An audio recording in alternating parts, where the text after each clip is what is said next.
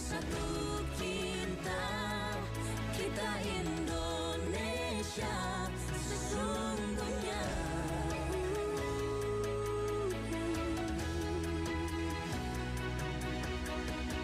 Lawan samudra terbentang khatulistiwa.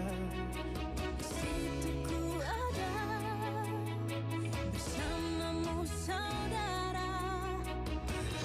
Warna kita suku tak selalu sama. Kau aku Indonesia yang disatukan karena cinta.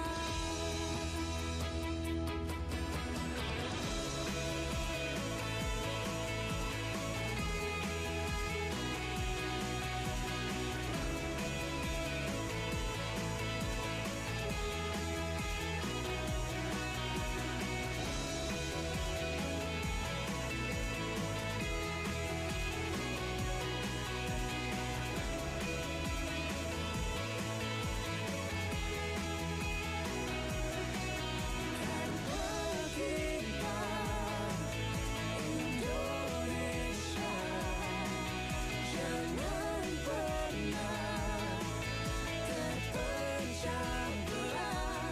Walau kita berbeda, walau kita tak sama, tetaplah satu kita, kita Indonesia sesungguhnya.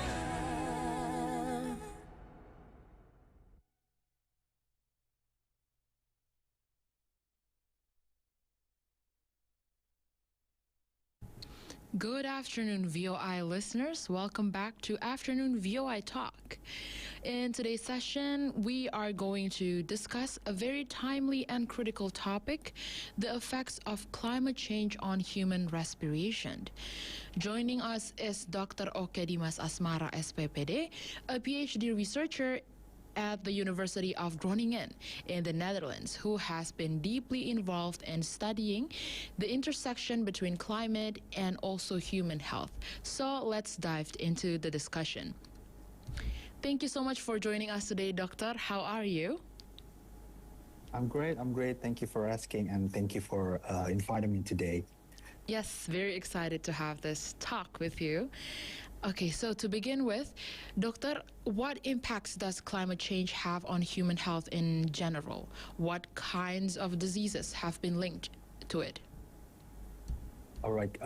Thank you very much. So first of all, I would like to say thank you at RI, Voice of Indonesia, for bringing this crucial, at most important topic. You also mentioned that it is very important, especially it's closely related to human life, me, you, and everyone else here. Yes. And so recently, one of the director of WHO, director of public health, said that climate change is the single biggest health threat facing humanity in 21st century. And there's a lot of reasons to back up those arguments. If you ask me about the impact of climate change to human, so climate change has a very wide range of impact to human, because climate change impact the food we eat, the water that we drink, the air we breathe. So it impacts most of the organs in our body. So I can give you a lot of examples, but due to restriction times, maybe some of them. So for example, climate change, as we know, the rising temperature in Earth have been happening for the last decades. And these hot temperatures can make the season, especially summer, especially the hot temperatures, longer than before. And this prolonged hot temperature can give us a lot of troubles. For example, can impact of wildfires of the forest and the peatlands, and also it can prolong the pollen season. As we know, in four seasons, country pollen seasons is closely related to respiratory health problems. And also climate change can cause disasters like flood, like storms, and that can impact human habits. And then because of the flood happenings often in Indonesia, we know that when flood happen, we have to move to emergency tent, and there's overcrowded people there, and there the infection between them can always happen. So yeah, it is a very wide range. So it can affect our organs. But last but not least, it also can impact our mental health. So if you ever heard about the term eco-anxiety, so basically it's a field of sadness, hopelessness, depression, anxiety about what we will going to experience in the future regarding the climate change. So it's also impact on our mental health as well. So yes, climate change it impacts so many of our part of our life.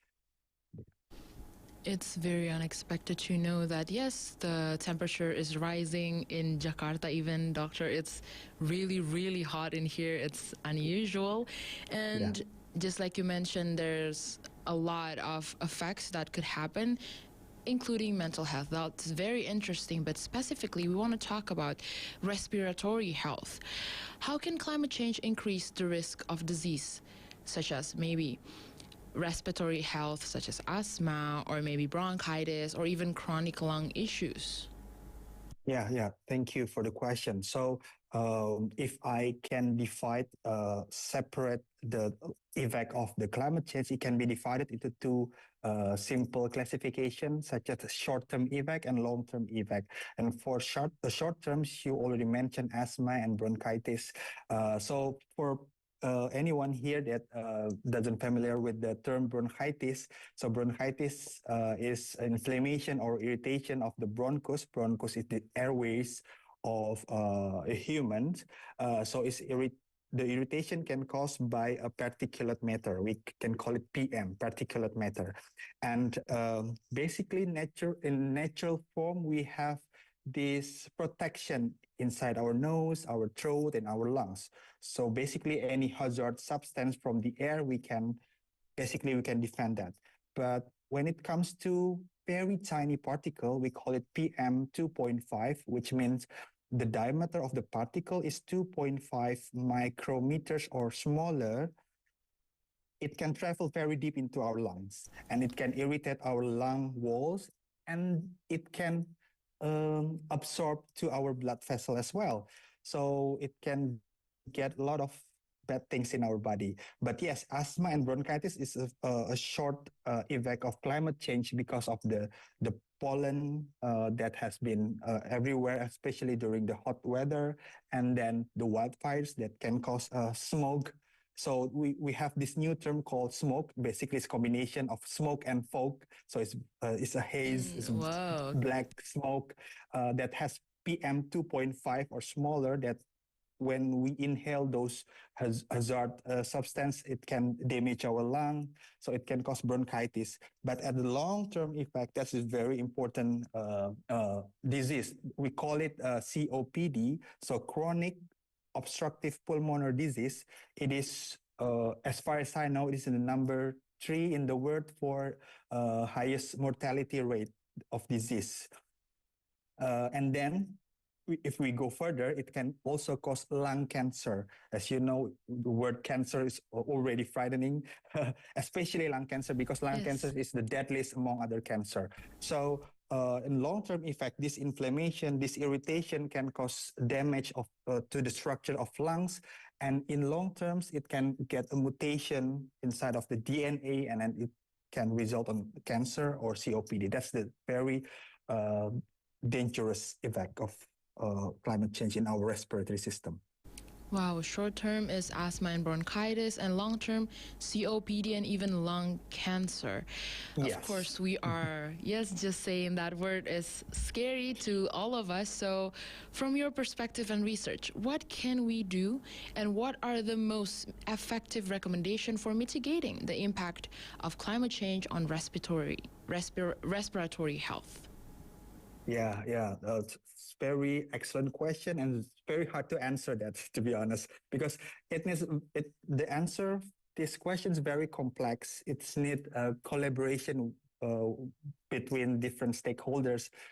with the government, with the industries, with the NGO and individual. Because when we want to mitigate the impact of the climate change, we have to search for the roots of the climate change. We have to search for the main cause of the climate change, which is one of the main cause factor is the air pollution. And air pollution can be caused from the industrial, from the fires, and from the fossil fuel, and from air conditioner, from everything. So basically, we have to search for the roots and then what we can do with these problems.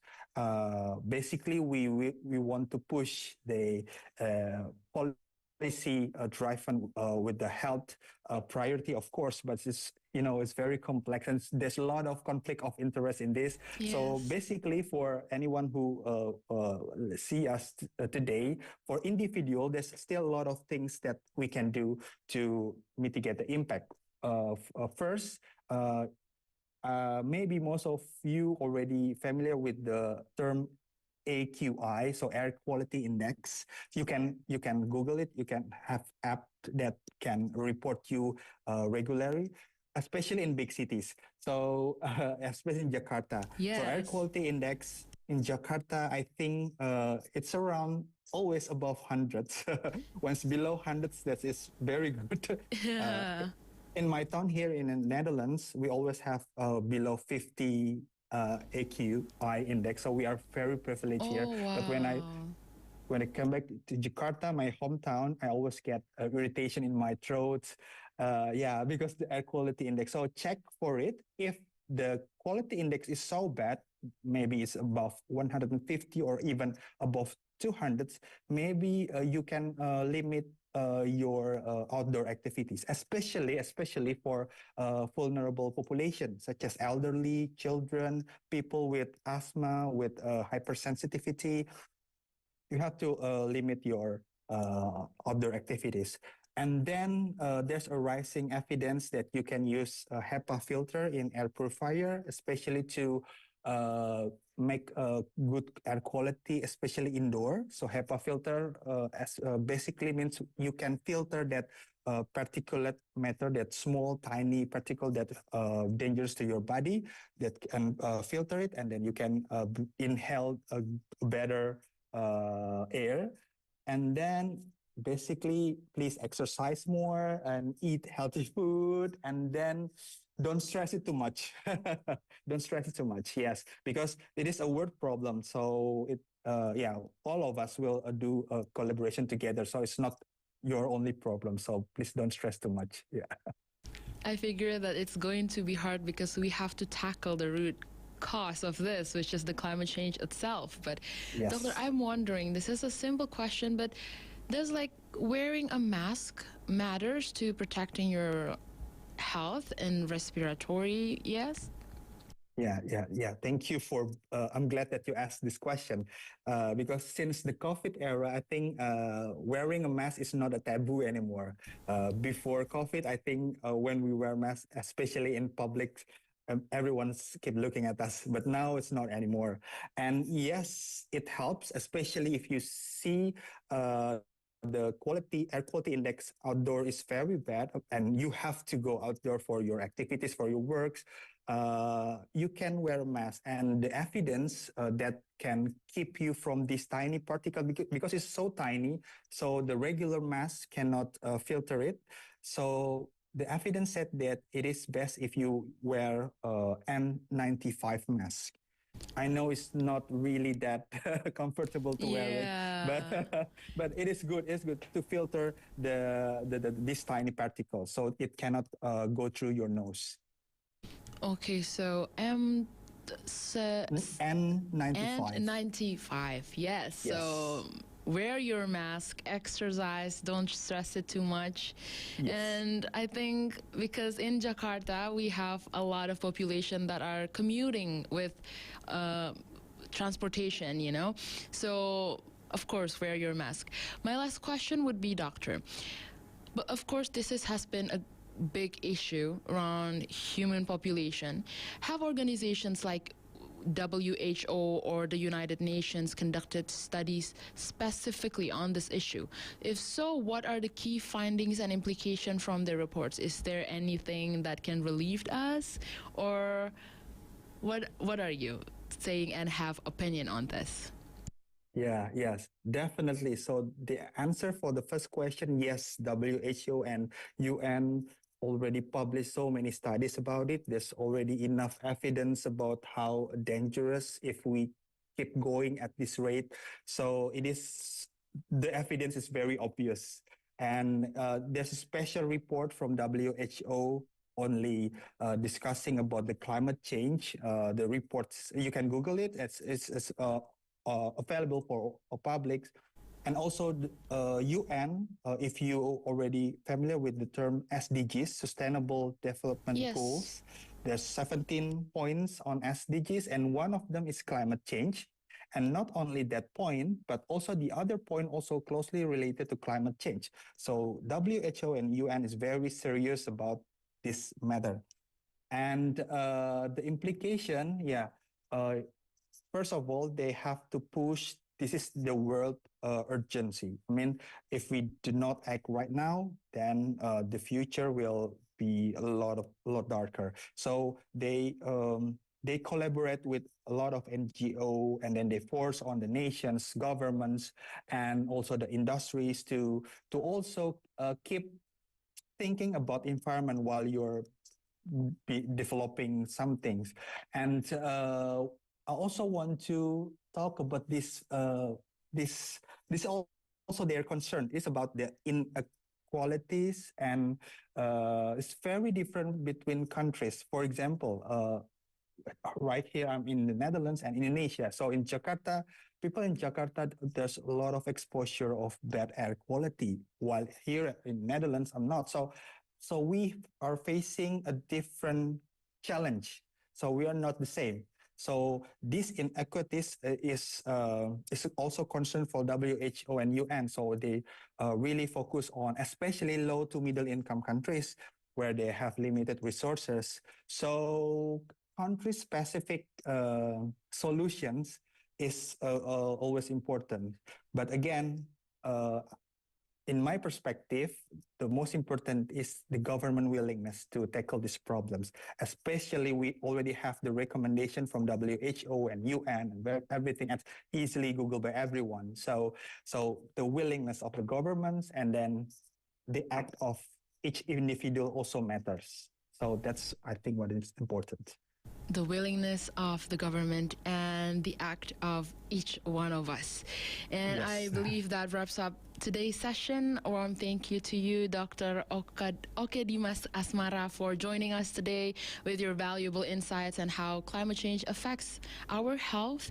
And also to be cautious, you are reminding us to all be cautious from increased risk to asthma to wider spread of infectious lung diseases such as, just like you mentioned, COPD or maybe even lung cancer. We have to tackle this together and be aware of this. Thank you so much, Doctor, for joining us today. My pleasure, Bayanika. Thank you for having me. VOI listeners, please stay informed and stay safe and continue caring for both the planet and your lungs. I'm Unica, and this has been Afternoon VOI Talk. See you next time.